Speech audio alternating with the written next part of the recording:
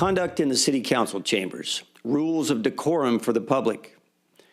Members of the audience shall not engage in disorderly or boisterous conduct, including the utterance of loud, threatening, or abusive language, clapping, whistling, stamping of feet, or other acts which disturb, disrupt, impede, or otherwise render the orderly conduct of the city meeting infeasible.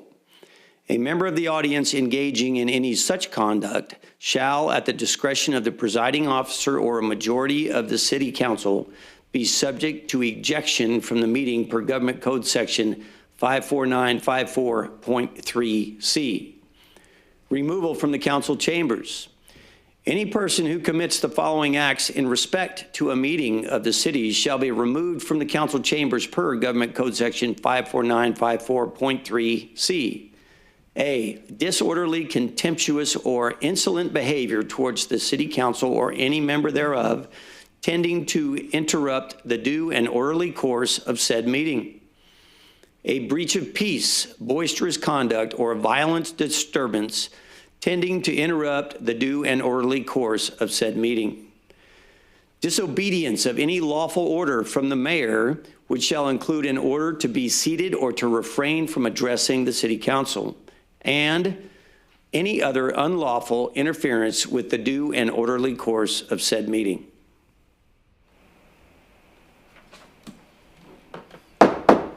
Good evening, everybody. Welcome to the Taft City Council Successor Agency Joint Regularly Scheduled Meeting for Tuesday, June the 2nd, 2026. City of Taft Council meetings are being held in person with full capacity seating and are live streamed at www.youtube.com/user/City of Taft. Public comment can be made in person and also can be received per the following. Written comments may be dropped off in the drop box in front of City Hall. Comments may be emailed to the city clerk, at cityclerk@cityoftaft.org. They may also be made by phone to the city clerk's office at 661-763-1222. Public comments will be accepted up until 5 p.m. the day of the meeting. All comments received shall be read into the record. We're going to begin this evening's meeting with a Pledge of Allegiance led by Councilman Chavera and an invocation by Sean Piper. If you will join us, please. Right hand over heart. Pledge. I pledge allegiance to the flag of the United States of America and to the republic for which it stands, one nation, under God, indivisible, with liberty and justice for all. Let's pray. Heavenly Father, even though I complain about it a lot, I am grateful that we live in a country, a state, and a town such as this, where there is such a thing as an election. We pray, Lord, ahead of time for the results of the election. Help us to live with those results, even if we disagree with them. Help us, Lord, to live peaceably with each other in areas where we disagree. We also pray for our graduates, those entering the adult world, that the city council really wants them to be involved in the process of government. I pray that they would take that seriously and be involved. I also pray for these elected officials that you would give them the wisdom to make good decisions. Help them to do what they can do, but also, Lord, give them what they need to do the things that they can't do or are frustrated by. In all of these things, Lord, we look to you for your help, and we look forward to knowing how you will answer our prayers. In Jesus' name we pray. Amen. Amen. Amen. Thank you, Sean.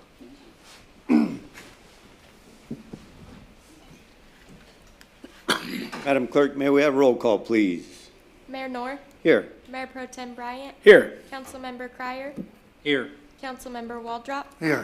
Councilmember Shavira. Here. All right, item number 1, public hearing, updating and establishing user and regulatory fees. City Manager Jones. Thank you, Mayor. The city completed a comprehensive study in December of 2022 to identify the cost of providing various user and regulatory fee-related services. As part of the study, a consolidated schedule of fees was prepared and adopted by the City Council. The resolution adopting the fee schedule directed the fees be increased annually each July 1st based on the annual consumer price index of all urban consumers, Los Angeles, Long Beach, Anaheim, CPI. If the CPI does not change or goes down, no change shall be made to the fee schedule for that year unless an adjustment is made to the cost recovery levels of fee study findings indicate that the adjustment is appropriate. The fee schedule proposed for adoption for the period July 1st, 2026 reflects the 3.16 annual CPI change. If adopted, the fee adjusted based on the annual percentage change in the CPI will be effective July 1st, 2026. Fees that are new or have increased beyond the annual CPI that are development related will be effective 60 days after adoption. Thank you, City Manager Jones. The recommendation here is conduct a public hearing, so I'm going to do just that. I will open said public hearing. Anybody wishing to speak in support of or opposition to this matter, please step forward. Seeing none, I will close the public hearing. At this time, I'll entertain a motion to adopt a resolution of the City Council of the City of Taft, California, adopting a schedule of user and regulatory fees for various city services. So moved. Second. I have a motion and a second. Mayor Pro Tem, you made the motion, sir. Any discussion? Thank you, Mr. Mayor. Just one quick clarification. So, City Manager Jones, we did this study in late 2022. We adopted the schedule here sometime between then and now. This just reflects the CPI adjustment, or is this the actual implementation of that original fee studies? No, this is the changes effective July Okay. 26 CPI increase. So every year coming back We're as, required to have a public hearing, and then we also Perfect. Evaluate the fees if there's any non-CPI changes related to staff time. Some fees actually went down because we felt like they were too excessive for certain categories. So perfect. not always up. Wonderful. Thank you so much. That's all I have, Mr. Mayor. Very good. Thank you. Councilman Cryer, you had a second on that. Thank you, Mayor. How do you keep track of all the, reading this, there's probably, what, 500 or 400 fee changes in here, at least that much. There are a lot of categories, that's a fact. How do you know that, some is like remodeling the kitchen? Another question would be is, you get a pool with a permit, if you get a pool and a spa is another package deal. Now, is there one for a portable spa too? Is there a fee for that? Or it depends on how it's plugged in or wired in, or? Honestly, I don't know. I do believe there is, as a matter of fact, that the considerations are a little bit different, and therefore plan check requirements and time involved are a little bit different, and that's part of the reason, like, if you're going to get plan check for a house, 2 bedrooms, 3 bedrooms, 4 bedrooms, 5 bedrooms, but you are right, Councilman, that yes, there's a fee separate, specific for the staff time involved in that. Yeah, I can see it where it's built in the ground or something, a spa, The but, building fees are set by the building code. These are mainly development fees or services rendered here at City Hall. but say you order a spa from Costco and you bring it home and you plug it into a wall socket, is that a fee for that too, possibility, or is that no fee for that? Yeah. That's correct. There's so many things in here, it can be ambiguous. Costco, and you come over and ask us, you're probably gonna need a permit. I'm sure. I would say how many of these will, that discourage people, but no, one thing about having the city, there's a reason why the city get permits for it, to make sure it's done right. Is to protect you and the city from liabilities or accidents or somebody getting hurt. So there's a good reason why that there are so many permits and stuff to do, and it's to protect you as a homeowner and as a business too. That's all I have, Mayor. All right, thank you very much. Councilor Chabert, any comments on this? No, I just do appreciate their due diligence. It's important that people know where their money's going, so we appreciate the study. All right, thanks, sir. Councilman Waldrop. No comment. All right. I have a motion and a second. Any more discussion, gentlemen? No, sir. Madam Clerk, may we have roll call, please? Councilmember Cryer? Councilmember Yes. Cryer? Mayor Pro Tem Bryant? Yes. Councilmember Waldrop? Yes. Councilmember Shavira? Yes. Mayor Noor? Yes, and that passes on a vote, 5-0 vote. Thank you. As a part of this item, The third portion of it is to direct staff to apply the regional cost inflation factor of 3.16% and proceed with the fiscal year 26-27 fee schedule as presented. Okay, next up, item number 2, citizen request public comments.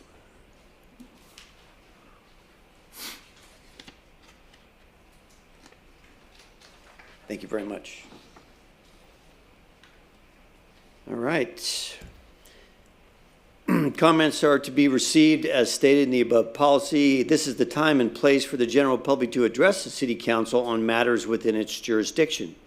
State law prohibits the council from addressing any issue not previously included on the agenda. Council may receive comment and set the matter for a subsequent meeting. Please limit your comments to 5 minutes. First individual wanting to address the council would be Ken Sugart, and the topic would be septic dump site companies to dump site. Ken Sugart. Yes. Thank you. So, what I've got here is unfair business practice with company businesses in Kern County. The type of business is septic and sewer business, septic pumping service. I, Kenneth Shugarts, own Andy Septic Tank and Sewer. I brought this issue to the city of Taft and was told there was nothing they could do. The city issues cards for dumping the Kern County waste at the dump site in Taft. The cards are issued to companies that do not comply or hold the type of county permits and to the operations of septic pumping businesses in Kern County.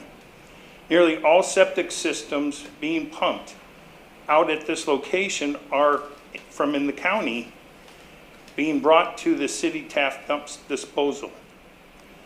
The state of California and Kern County have health and safety standards for these companies, along with Kern County environmental permits with standards that need to be met. This includes septic equipment, trucks, trailers, and etc. must be parked in approved location by Kern County Environmental. Kern County issues an environmental permit. I know there's companies that don't have them. We're at the dump sites. I see no permits on the vehicles. Proper insurance, vehicle licensing must be included in both pull trailers and trucks. So these guys are pulling trailers. They have no insurance on it, pulling these vehicles with hazard waste. And I see them at the dump sites. They don't have a county permit on them. This costs, I run my company as close to being as I can, perfect, and it costs me a lot of money. I mean, insurance alone's between almost $4 grand, and these guys don't have that insurance. These companies that do not have permits with Kern County Environmental are not adhering to the rules and regulations of the state and the county environmental waste. So when I see those people dumping, I see that they have cards to dump just like we do. And they're pricing me underpricing me. It's making us to the point where it's an unfair practice. And they're $150, $200 cheaper than we are. And I'm obeying to the state, county laws, but they're giving cards to dump. So the city of Bakersfield complies with this with the county. They require that they show the county permit. They don't get a card to dump. They must show their insurance on the vehicle, that it's sewer insurance and not general insurance, because there's hazard waste. Anyone that knows anything about a business, if you're traveling down the highways, you have the right to go dump it. They're going to do it. Then you have the permitting. They're not spending the money on permitting. They're $4,000 or $5,000 less a year than I am in cost. And they're running the same business. And all of the dumping that I know of, that I've been doing this for 17 years now, bought the company from Andy, not one time have I pumped once in the city. Everything's in the county or in other counties, and we're bringing it in. So it's, to me, that's an unfair business practice because the other companies aren't being made to comply to the laws of the county or the state. So that's pretty much what I've got to say.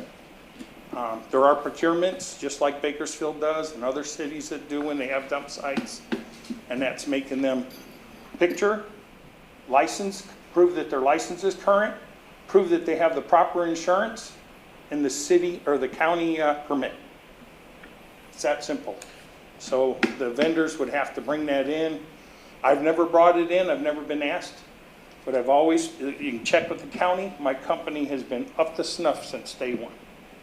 So I'm just asking that other companies shouldn't be able to dump in the city dump unless they or do exactly what they're supposed to do according to state and county, it's health and safety, environmental laws. That's all I got to say. All right, thank you very much. I do have copies if you guys want them. That's fine if you would like to leave those. Mr. Mayor, can I ask a question just to get clarification on what he's saying here? Yeah, we can't address the issue. It's not on the agenda, but you may ask a question for clarification. Mr. Sugar, I just want to make sure I understand correctly. Are you stating or asserting that folks are using commercial industrial waste at our residential dump site out near the dog pound? Correct. Okay, I just want to make sure I understood that And correctly. they don't have a permit sticker on their vehicle from the county. I've taken names of the company, talked to the county, and they said absolutely not permitted. Okay, I just want to make sure I understood what you were saying correctly. Yeah, I've issued license plates and names of the company. Thank you. For the record, because I know of we cannot discuss this, but what we're going to do is we're going to ask city manager to talk to staff and bring a matter forward so we can discuss this at length. But I will let you know that that facility that you're talking about, the wastewater treatment facility, that is owned by both the city of Taft and Kern I County. knew that. Okay. All right. Thank you very And much, then sir. I do see in town quite often sewer trucks parked on the streets. So one of the streets I believe is, I can't think of it, Second and, no, it isn't Second, maybe it's Third and Kelvin. He's parked there. I've seen him 10 or 20 times in the last 2 years. And they're not allowed to park on the streets. I have to pay to park it in a facility, which is at the storage bin, or I'd have to pay someone like Accelerated to park my equipment there. And I'm not sure they would qualify. It has to be a M2 or M3, I believe, to be able to park your vehicle. I can park it anywhere for repairs, just can't constantly leave it outside of a designated area and it has to be approved by the county. All right. Thank you very much for coming before the council. I would ask City Manager Jones if we could place a matter on a future agenda discussing the criteria regarding the issuance of cards to use the facility. Concurrence here. Thank you very much. All right, next speaker would be Glenn Black with the Taft Chamber. Mr. Black?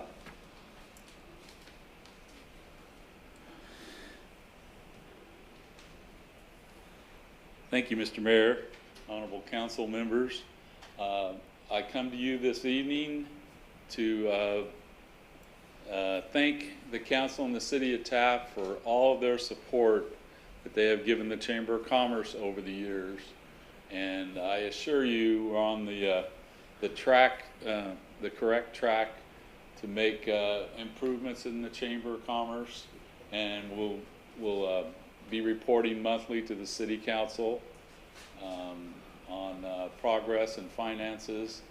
And most importantly, this evening, I wanted to introduce to you officially to our new director of the Chamber, Executive Director Stephanie Layton. Congratulations.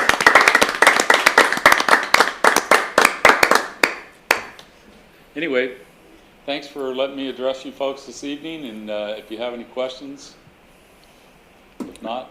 Well, thank you very much, sir. I do believe that Ms. Stephanie Layton has signed up here to speak to us. So, Glenn, thank you very much. All right. Appreciate you introducing us to your new supervisor and executive director. So, I think he's my supervisor. I have 25 new bosses. Don't tell him. Yeah. 25, gracious. Well, welcome and congratulations for your selection. Thank you. I'm very excited. I'm looking forward to really helping the businesses downtown and helping our local economy as well. I want to talk a little bit tonight really quickly about our 3rd and 4th festivities. We'll have a cruise night on the 3rd. We're going to be located mostly, we're going to try to stay in the 5th and 6th blocks, right? 5th and 6th blocks of Center Street, and be in front of Pete's Factory, next to Pete's Factory, around there a lot. And we're going to have a band, a cruise night, some activities. It'll be really nice. The next morning, we will have a parade. And we've never done that, I don't believe, in our fair city on 4th of July before. So hopefully it'll be something that we can continue for years from now. All right. So that's it. Sounds Thank like you. fun. All right. Thank you very much. Congratulations. Thanks for coming before the council. Okay, that is all of the people wishing to address the council. So we'll move on to item number 3, council statements, non-action. Councilman Waldrop, begin with you, sir. I have none, thank you. All right. Councilman Shavera. Yeah, super quick. Don't forget to vote tonight. I think at the rec, they close at 8 o'clock, I believe. But again, it's your right, and so I would take advantage of it. Now's the time. Tomorrow's graduation. I think it's important to state that the importance of hydrating. This heat's coming pretty quickly, so we're going to be out there for a few hours. Make sure that you folks are hydrating before graduation. I sure do like when our local pastors come here and pray over us. Because the reality is this, is that we try to do our best, but we always don't have the answer. So it's nice to have some prayer over us to help guide us. And then congratulations to the boys soccer team. They had quite an achievement, but yesterday they had CRC come down and award them some tickets to go to the World Cup. So how exciting for them. And again, congratulations to the soccer team. That's all I got. All right. Thank you very much, sir. Councilman Cryer. Thank you, Mayor. Just glad to see the chamber here. And explain a little bit anyway what's going to happen on the 3rd and 4th of July, because we're here to our celebration, 250-year anniversary of our great country. And it's important, you know, especially for our young folks and stuff, to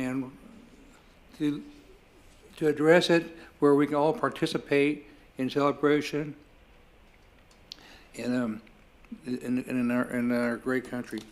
But school's getting out, graduation's coming up, school's getting out. Gonna watch out for them stop signs. Got a lot of new drivers coming out. That could be kind of scary. I remember when I first learned how to drive, I was very fortunate. I lived on a farm, so I learned how to drive when I was pretty young, especially harvesting equipment. But there's a lot of people out there learning, and look out for them and give them a little leeway, because they're just learning. You know, they're going to make mistakes, but just keep on guard. And thank God that we still have the right to vote. Not just only one candidate out there. We have many selections of candidates. Sheesh, there's 62 people running for governor of this state. So we've got choices. Where other countries, you only have one, and if you don't vote, you get shot. Here we don't. So we're very fortunate. And if you vote, you have the right to complain. If you don't vote, don't come complain about any problems. That's all I have to say, Mayor. All right. Thank you very much, sir. Mayor Pro Tem Bryant. Thank you, Mr. Mayor. Both of, or at least a couple of folks before me mentioned graduations. We've got graduation here Wednesday and Thursday. Obviously, Wednesday comes the folks who are kind of moving on into adulthood. They may be going to college. They may be going to work. But to each and every one of those, on behalf of everybody here in the city of Taft, congratulations to you young folks.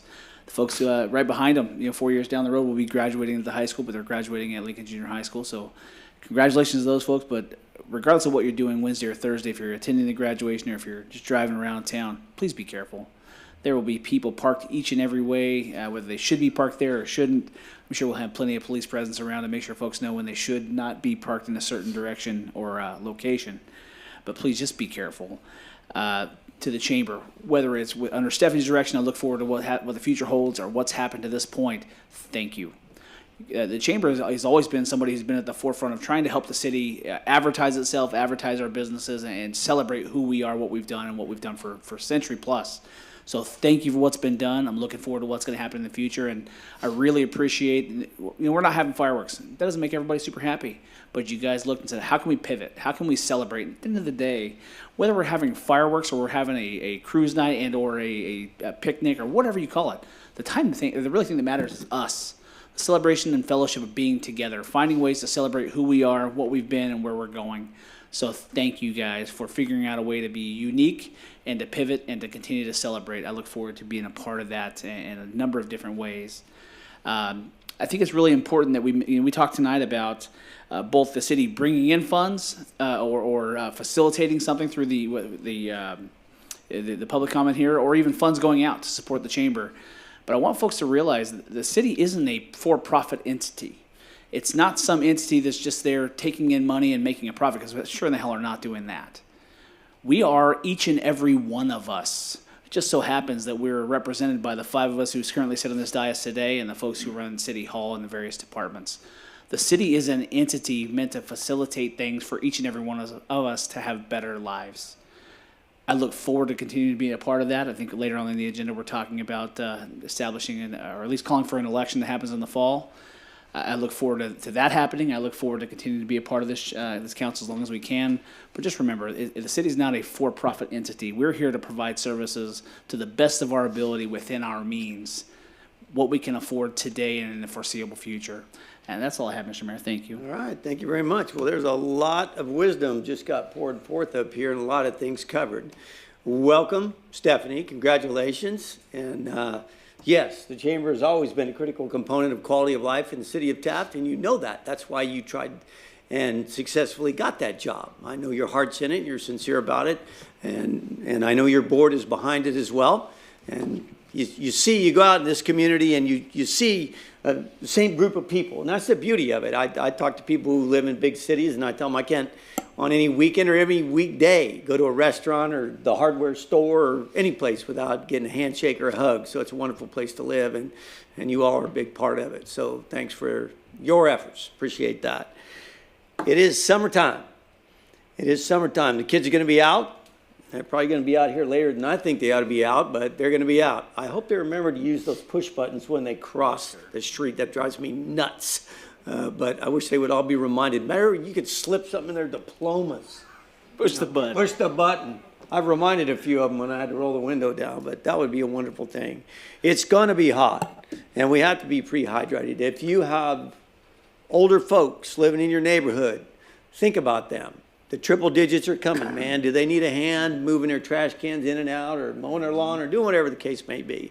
It was funny, I was just out at my son's house before I came to city council meeting, and there were 2 young guys out there, and they had a gas-powered pressure washer, and they were, for $10, going around Valley Acres and pressure washing and cleaning the trash cans because the trash had been picked up. So they knew the day after or the day of, if you're going to go out there and wash them and clean them up, because after all, it's July.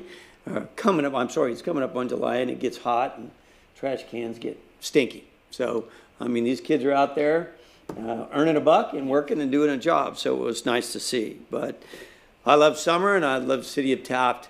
Let's everybody look out for one another. Amen. Thank you all very much. Item number 4, department reports. Do we have any department reports this evening, Chief?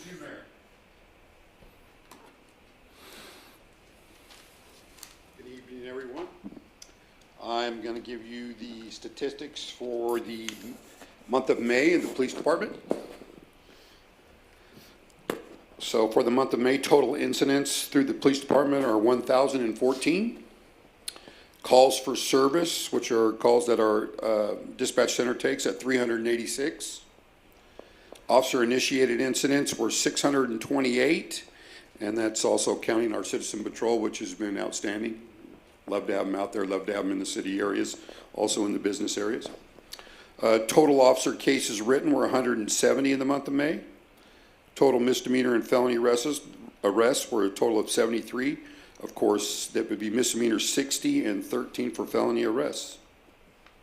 All right, get the bad guys off the street, Chief. Tell your That's what we troops, do. thank you very much. You're welcome. By the way, everybody, if you heard rumor about a bear in the city of Taft, We're going there. it's true. It's really a bear. It was a bear. Absolutely. And our officers responded to see to the public safety and the safety of the bear. I think the bear began his adventure around here by taking a dip in Buena Vista Lake during the lightning in the bottle That's correct. celebration. That's correct. And then he had enough of that, and he exited stage right because he came westbound and ended up Yes. in the city of Taft. Got a little weird out at the Yeah. lake, so he left. So is the bear a euphemism, or do we legitimately have No, a this bear? is a It was black bear. Okay. It was a black bear. I can show you the tracks, but it is genuinely a black bear. Now, where he is right now, we're all not sure, but yes, it wasn't a dog, it was a bear, and Boo Boo is somewhere else, but he's not here anymore. He's as frightened of us as we are of him. He was heading last towards down at the bottom towards the base of the hills, Maricopa Flats area, heading that way the last time we saw him. Dang. So he's not a bear rug nowhere. Wasco had a clown for a while. We just got a random bear. We got a We bear. got a bear. It's Taft. All right. We got a bear. Yeah, you never know. And your troops responded diligently. So thank you very much, Chief. I appreciate it. You talked about working outside the box. That's a little bit different. Thanks, Bear sir. trap. Thank you, guys. They don't teach that one when you go to post. All right, next up, item number 5, City Manager Statement. City Manager Jones. All right. Item number 6, City Attorney Statements. Thank you. No comments. All right, thanks, sir. Item number 7, Future Agenda Requests this evening, gentlemen. None here. Hearing none. All right, then. We did already. Oh, I'm sorry. So we need to do that Yes. here. I'll concur with the mayor's request. Thank you very much for that reminder, sir. All right, at this time, we'll talk about consent calendar items 8 through 14. All items listed on the consent calendar shall be considered routine and will be enacted by one roll call vote. There will be no separate discussion of these items unless a member of the City Council requests specific items to be removed from the consent calendar for separate action. Any item removed from the consent calendar will be considered after the regular business items. Are there any items on the consent calendar that any member of the public would like to comment on? Seeing none, those items are item number 8, the minutes for the 2019-2026 regularly scheduled meeting. Item number 9, the payment of bills, some $900,000. Item number 10, resolutions calling for a general municipal election and request the Kern County Board of Supervisors to approve consolidation with the statewide general election. The recommendation is, number 1, a motion to adopt a resolution entitled, a resolution of the City Council of the City of Taft, California, calling and giving notice of the holding of a general municipal election to be held on Tuesday, November the 3rd, 2026, for the election of certain officers as required by the provisions of the laws of the State of California relating to general law cities, and find that the activity is not a project per the California Environmental Quality Act, CEQA, as set forth in Section 15060C3 and Section 15378 of the CEQA guidelines. Item number 2 is the motion, or Section 2 is a motion to adopt a resolution entitled, a resolution of the City Council of the City of Taft, California, requesting the Board of Supervisors of the County of Kern to consolidate a general municipal election to be held on November the 3rd, 2026, with the statewide general election to be held on the date pursuant to Section 10403 of the Election Code, and find that the activity is not a project per the California Environmental Quality Act, CEQA, as set forth in Section 15060C3 and Section 15378 of the CEQA guidelines. Item 11, street closures and special event permit for the 2026 Self-Brewed Coffee House rebranding event. Recommendation is a motion to adopt a resolution entitled, a resolution of the City Council of the City of Taft authorizing the special event permit and street closures for the 2026 Self-Brewed Coffee House rebranding event on Saturday, June 13th, 2026, and find that the activity is not a project per the California Environmental Quality Act, CEQA, as set forth in Section 15060C3 and Section 15378 of the CEQA guidelines. Item number 12 is the approval of special event permit 2026-06 for the Taft Chamber of Commerce to host a 4th of July celebration on and around Center Street from Friday, July the 3rd, 2026 to Saturday, July the 4th, 2026. Recommendation, there is a motion to approve a resolution entitled, "A Resolution of the City Council of the City of Taft approving a special event permit for the Taft Chamber of Commerce to host a celebration for the 250th anniversary of America along Center Street on July 3rd and July the 4th, 2026, and find that the activity is not a project per the California Environmental Quality Act, CEQA, as set forth in Section 15061B3 of the CEQA guidelines. Item 13, adoption of the City of Taft's state-required zero-emissions bus rollout plan. Recommendation here is a motion to adopt a resolution entitled, "A Resolution of the City Council of the City of Taft adopting the City of Taft's 2026 zero-emission bus rollout plan and direct the city's Assistant Finance Director to file the attached plan and resolution with the California Air Resources Board no later than June the 12th, 2026, and find that the activity is not a project per the California Environmental Quality Act, CEQA, as set forth in Section 15060C3 and Section 15378 of the CEQA guidelines." Lastly, item number 14, farming contract extension, Taft Municipal Wastewater Treatment Facility. Recommendation here is a motion to approve the 5-year contract extension option with Westside Hay LLC and authorize the mayor to execute the agreement extension and find that the activity is not a project per the California Environmental Quality Act, CEQA, as set forth in Section 15060C3 and Section 15378 of the CEQA guidelines.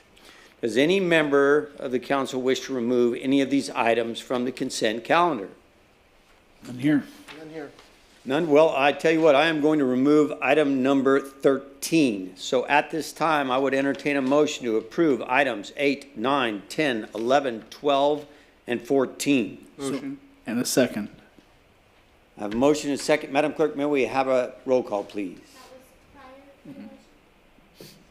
Yes, that's correct. Councilmember Crier, Yes.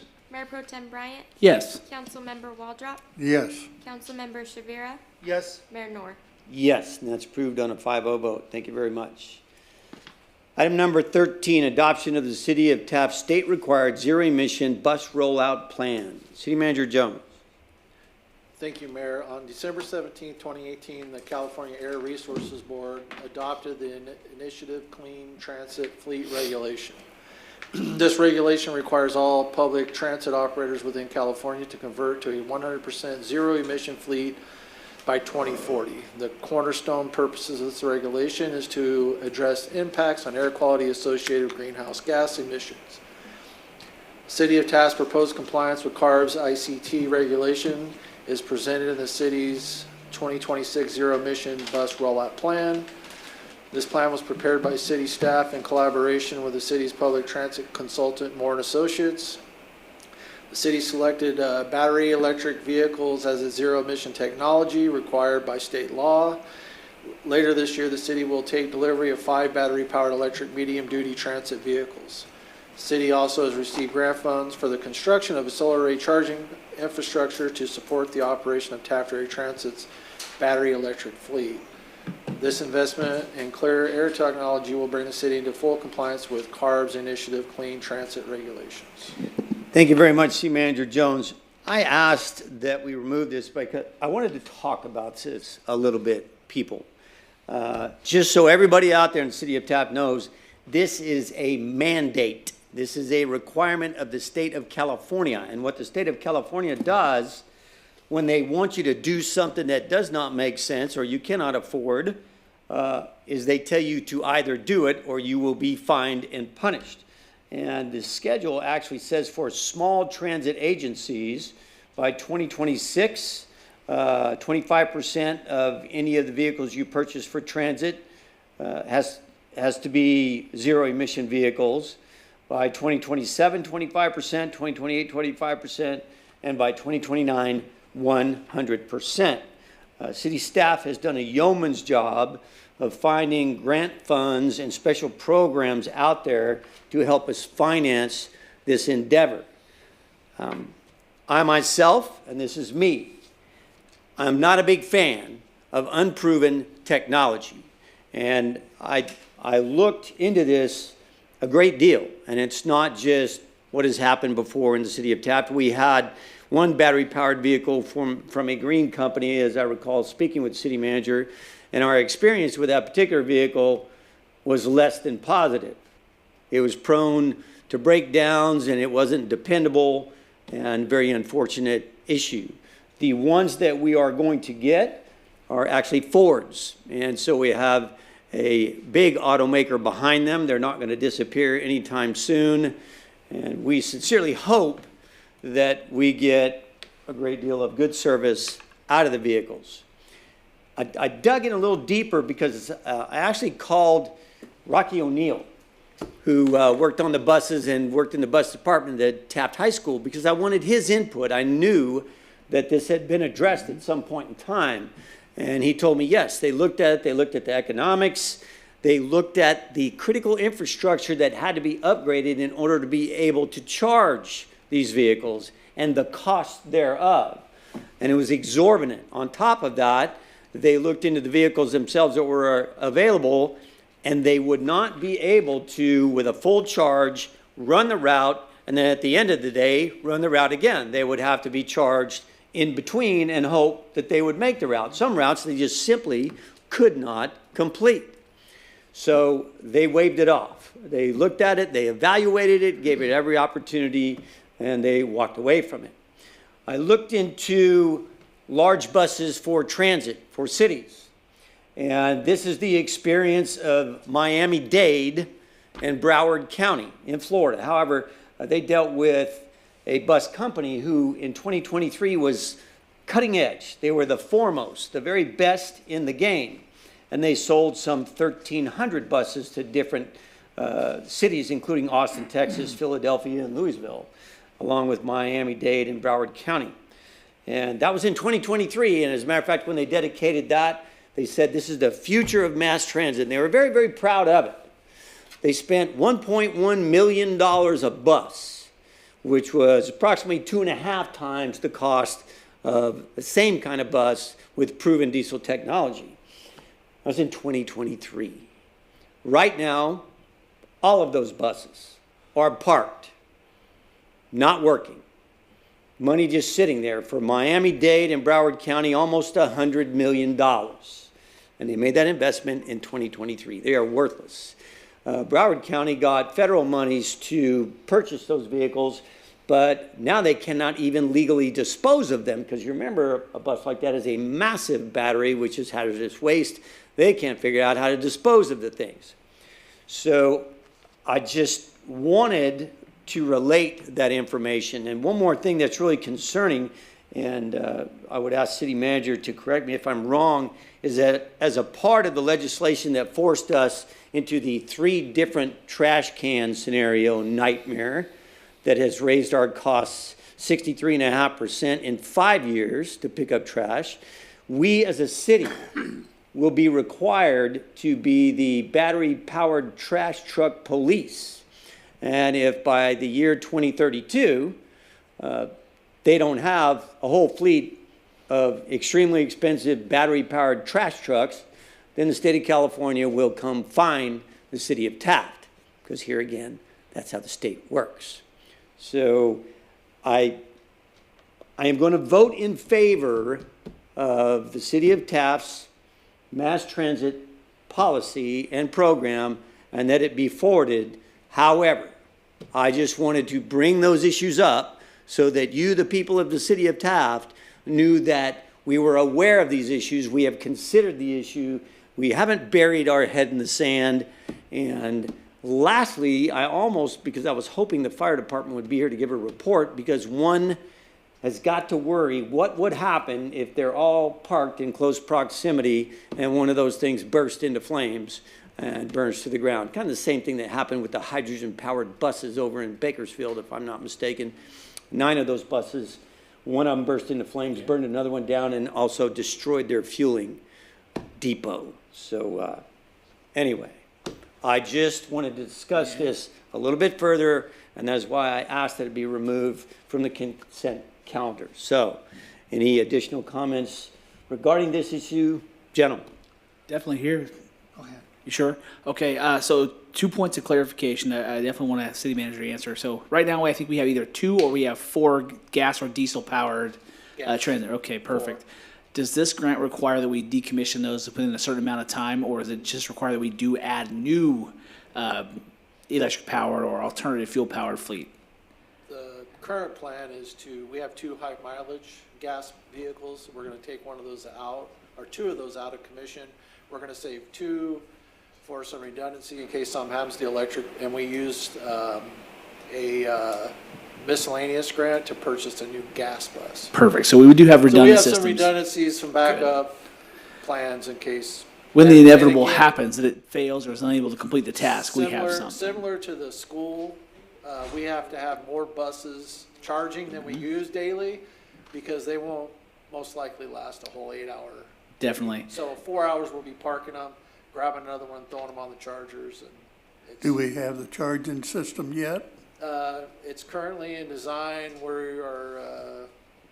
We've been dealing with PG&E for a while on our interconnection. So interestingly enough, it wasn't that long ago, less than 20 years ago, the state pushed this clean energy by way of CNG, compressed natural gas, right?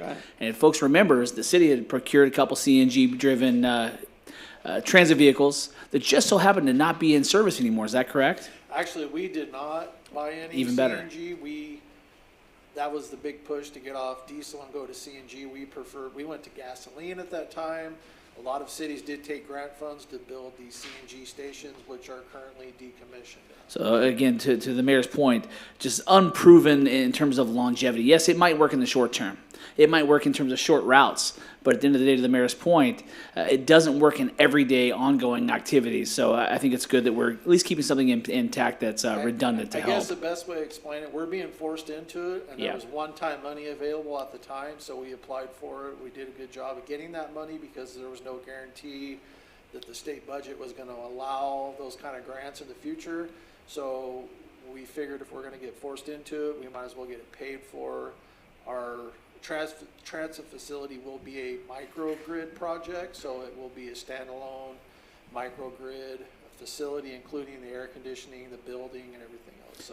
So I'll kind of as long as reiterate. it's working, we should see relatively no PG&E bill. And that's assuming that it works positively all the time. Of course, if you still have to have connected to PG&E in case something happens, so you switch back over. You still got to pay PG&E your standby charges. And So I'll reiterate to what the mayor said about talking to the high school. So I was pretty intimately involved in when we were kind of exploring that, because the state was dangling all kinds of free stuff in front of you, right? When you think about a general 80-passenger yellow school bus, at that time, and even today, it's going to cost you between $200,000 and $225,000 to buy a diesel-driven bus. All right, if you were to get one from the state for free, all right, great, I saved $220,000 or whatever the cost of it is. It's approximately the same. Each one of those has between 6 and 8 lithium-ion batteries on that. The lifespan on those are somewhere between 8 to 15 years, if you're lucky. The lifespan on a normal diesel engine bus is about 25, if not 30 years. So over the 30-year period of one bus, I might spend $230,000. Let's make it even $250,000, including maintenance and maybe repairs. Every 15 years, I'm going to have to replace every one of the 6 to 8 batteries on that bus at about $20,000 to $25,000 a piece, if not slightly higher. So when you do the math, it just doesn't work. You're paying for that bus 3 times versus what I would pay for a diesel-driven bus that's reliable. Doesn't have to come in and be recharged. You don't have to spend $50,000 or more paying for, I totally lost the word, but public works. What's the word I'm looking for? When you prevailing wage, to have somebody come in and retrofit your existing infrastructure to do it. And you're not paying additionally. Instead of paying for fuel, yes, you may be paying for electricity. How often has your fuel bill gone up as much as PG&E has in the last 5 years? It hasn't. Even though it's more, it hasn't gone up that much, folks. So at the end of the day, yes, it seems good in a in a vacuum. It doesn't work over the long term, at least as we know technology today. So again, just like the mayor, I support what we're doing because we're doing it with the available funds. We're doing it to make sure we don't get cut off in other places by way of the state, but we're also not completely cutting ourselves off from what we know actually works and will work into the future in the event that this doesn't work in perpetuity. So thank you, Mr. Mayor. Councilman Waldron. I don't think these battery-operated vehicles are perfected yet, and they can be very dangerous, especially if you ever seen one on fire. They're very dangerous, and you better get away from them and just leave them alone, let them burn. I don't think we're jumping in too soon. I think, but we got to do something. One of us has got to vote no. That's me. Thank you. Thank you, sir. Councilman Waldron. Or I'm sorry, Councilman Cryer, sir. That's all right. I have two questions. One, how come these cities that have all these buses that are not working right, how come they don't repurpose them as homeless shelters? Perhaps some of them are. Where They they're don't meet parked ADA in compliance. Miami-Dade. And the second question I had on there, what's the cost of a fine if we don't follow through with the state? What's the penalty on that? Well, it compounds, but the biggest threat to our public transit is you lose your funding. The city currently does not subsidize our public transportation at all out of our general fund. Nor can we afford it, and we have some of our citizens that do rely on it. If you think about the fare box ratio currently, sir, has got to be 10% in order to comply, well, that leaves 90%. I knew the answer before I asked it. But I think the public should know that we're up against, you know what, if we don't do something. Yeah. Dangle the carrot if you follow along, and if you don't do what you're told to do, then they'll come along and find you. Yep. So that's a double-edged sword on this situation, because we lose our funding and we will get fined. And that's what we're up against. That's what I want to stress on that. That is correct. Thank you. Councilman Chavera. Now, this is a great dialogue that we're aware of, but that our viewers can hear and listen to.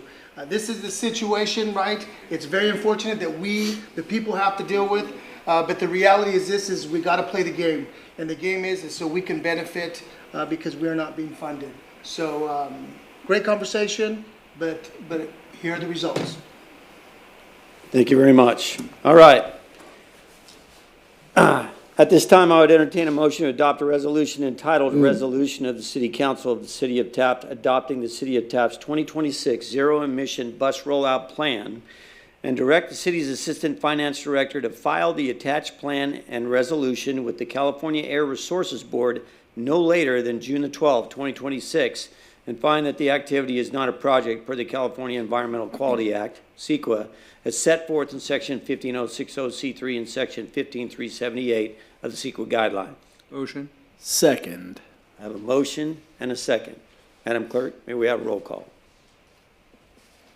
Councilmember Cryer, Yes. Mayor Pro Tem Bryant, Yes. Councilmember Waldrop, No. Councilmember Shavira, Yes. Mayor North. No.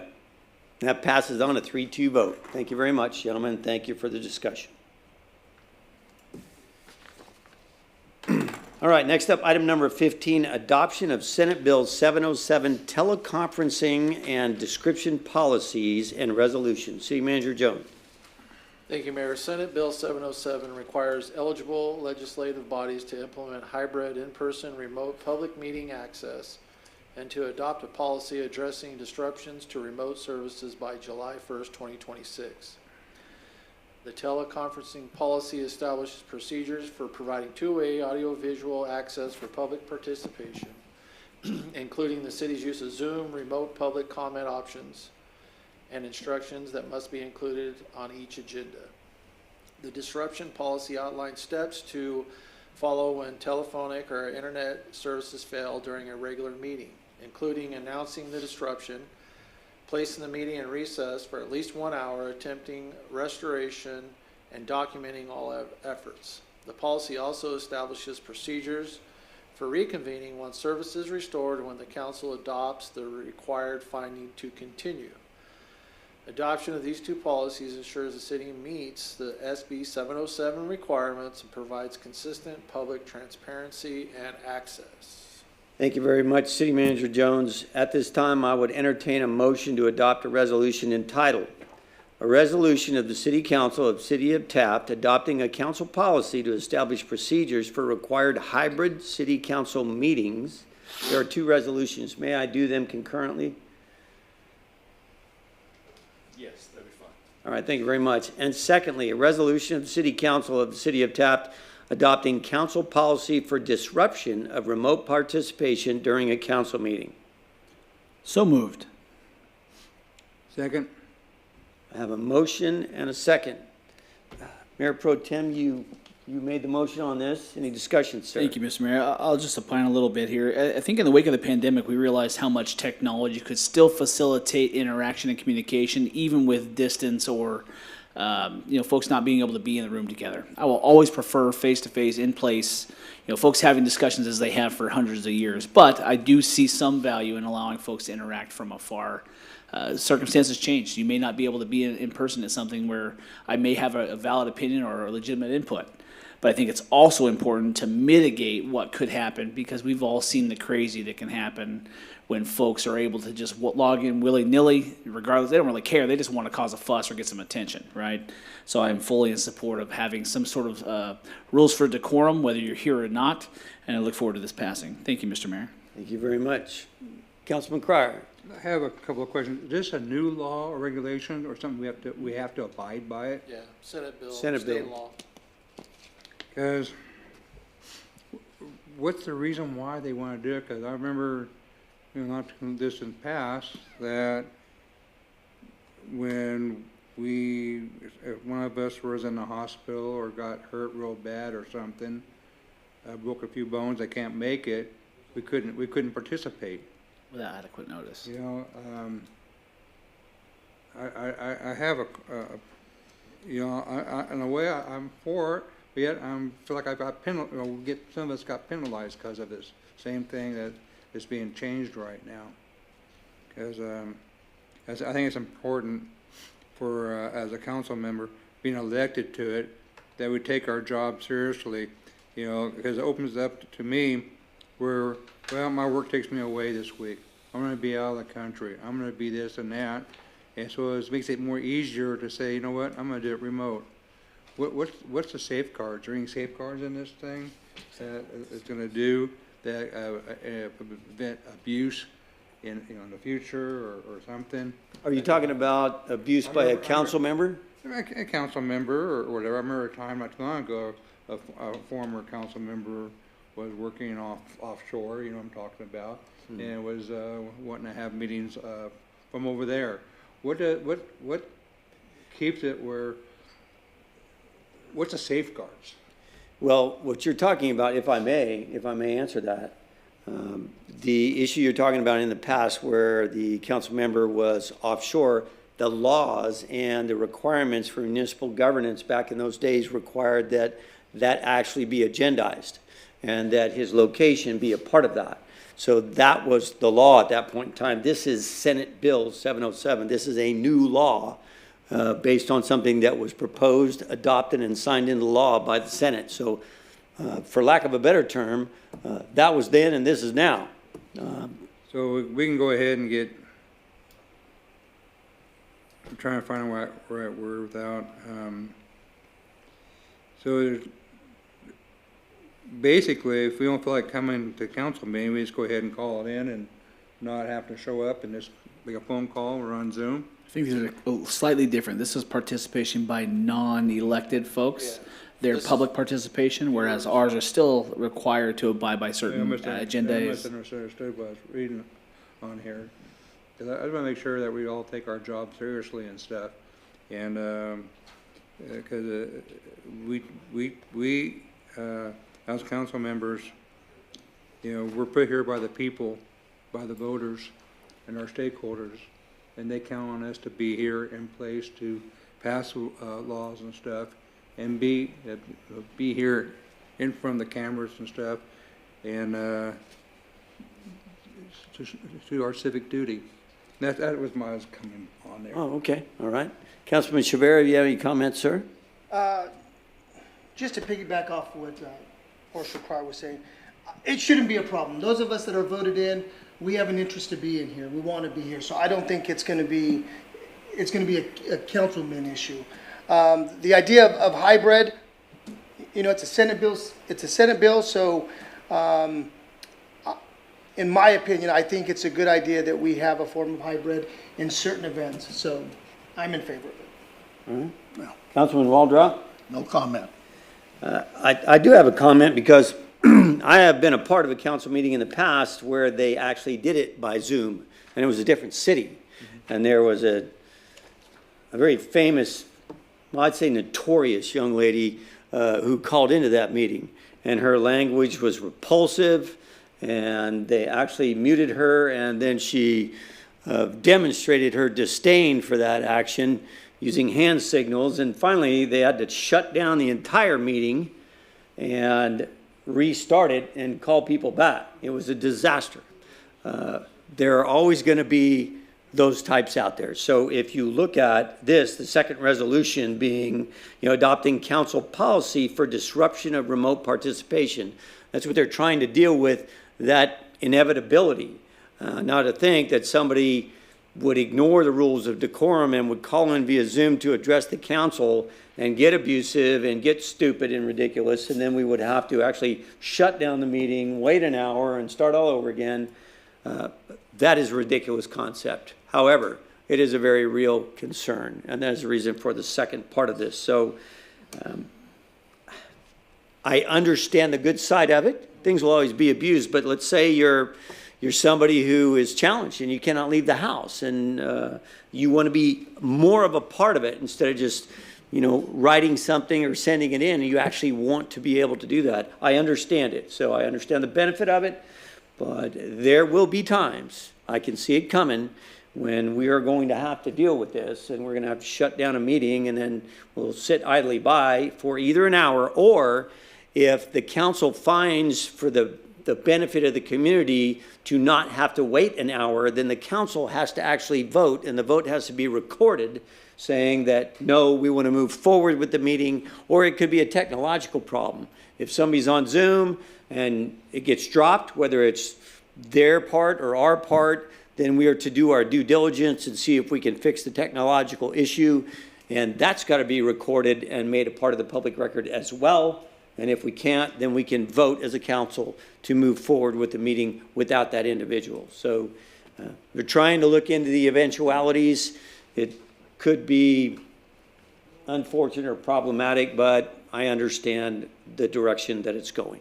Who would be the gatekeeper on this, The gatekeeper? as far as what would be,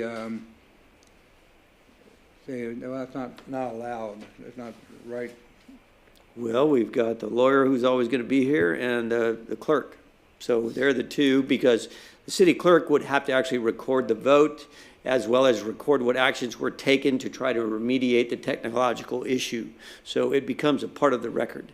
And it could be part of a public records request. Hey, prove to me that you tried to get this thing back up and running before you just took off and ran off with the meeting. So that's how it works. And the beauty of the First Amendment is you have the opportunity and the right to stand up in front of folks in public forum and be heard. The downside of this is a double-edged sword. People have the beauty and the right to stand up and show us exactly how intelligent they are, regardless of how intelligent they actually are. Without rules, without regulations, we have no basis to then impede their First Amendment rights on any type of basis. With this, it facilitates our ability to say, hey, you have the right to say what you want, but this is then an impediment or not productive in terms of meeting the needs of the public. So this is definitely necessary, although what we're trying to prevent is the idiocy of somebody who's likely to come at some point in the future. It could very well be, and that is why we will still roll the tape regarding rules of decorum in the city council chambers. And whether somebody is here in person or somebody is here via Zoom, they are to adhere to that rule of decorum. And also, when they watch that video, that is the warning. There is no warning. That is the warning. Once you step over that line, you're out. You're gone. And so the mute button would be the way to eliminate an individual who would abuse that privilege. Don't we also have the Brown Act that we have to Oh, absolutely. Will protect us, so Yes, that's sir. going to help be the guideline. All right, any additional discussion on this, gentlemen? Okay. Did I get a motion and a second on this? I believe so. Okay, we've had plenty of discussion, so Madam Clerk, may I have roll call, please?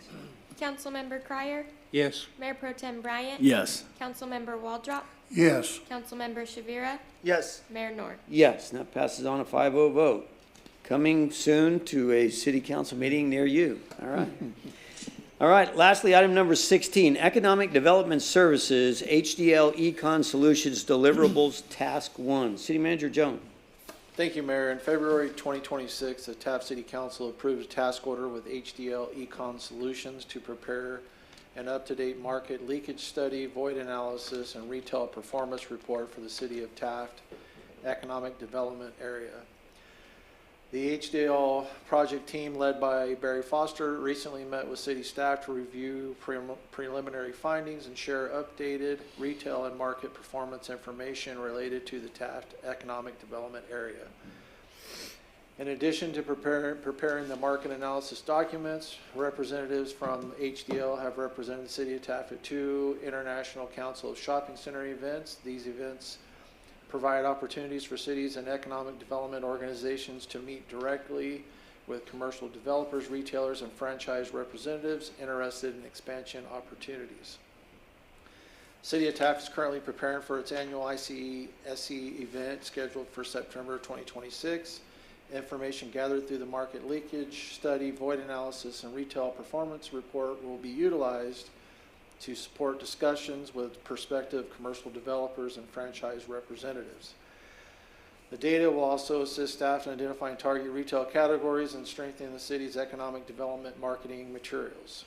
Staff anticipates the completed analysis and outreach efforts will support ongoing business attraction initiatives and help position the city for future commercial opportunities. And again, this is just for a receive and file, but this is the deliverable of Task 1 for your review. All right, thank you very much, sir. Like City Manager says, the recommended action is discussion, receive, and file for the reports, basically letting us know what we discussed in the past, and we knew that this was going on. ICSC is that opportunity where we as a city go, and we have consultants that go, and in the past, members of the chamber have gone, if I'm not mistaken, and helped represent the city of Taft to peddle us, for lack of a better term, and help people understand the beauty of our community and the opportunities that lie within our city limits. So hopefully it's successful. It has been in the past, and we look forward to further successes. Any additional discussion, gentlemen? I just got one comment. So I know a lot of folks think that it's us 5 or it's city staff that say, hey, Walmart, we want you and you're going to build here and you're going to provide this service. Unfortunately, that's not the truth because we would have done that a long time ago. Those folks have to have a desire to come here, and that desire has to be supported by data that says, hey, you've got some place to make a buck. Nobody has a business is going to go to a place that is saturated with certain types of businesses. Lord knows I wouldn't want to open a Mexican food restaurant in Taft. Right, we've got some damn good ones here already, and there's no reason I'm going to try to split $1 instead of taking it from here to here.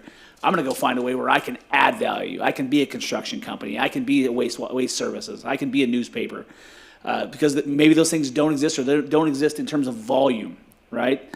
I think I was really happy to see a lot of places where it says, hey, you don't have a whole lot of leakage in a certain activity, but these are the areas that are probably lacking. So I would encourage folks to read that. If you're an investor, look at that and say, what service can I bring that fills in that gap and that void that's going to take dollars and keep them here in town versus going to anywhere else outside the 93268. That's the purpose.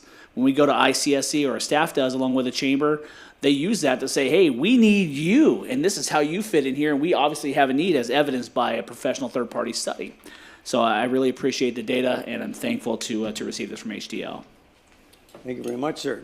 Any additional comments, gentlemen? On this item? Yes. None? All right. Well, thank you very much, City Manager Jones. So that concludes the open session portion of this evening's meeting. This council will be going into closed session for the following items. Item A, conference with labor negotiator Craig Jones, City Manager, Government Code Section 54957.6 all units. Item B, conference with real property negotiator Craig Jones, City Manager, Government Code Section 54956.8, undisclosed parcel. And lastly, item C, conference with legal counsel, existing litigation, Government Code Section 54956.9A, Taft Union High School versus the City of Taft. Kern County Superior Court case number S-1500-CV-283804. I want to thank you all for being a part of this evening's meeting. This is your city and it's your government. Enjoy yourselves. The open session is closed. Glenn and Stacy, thanks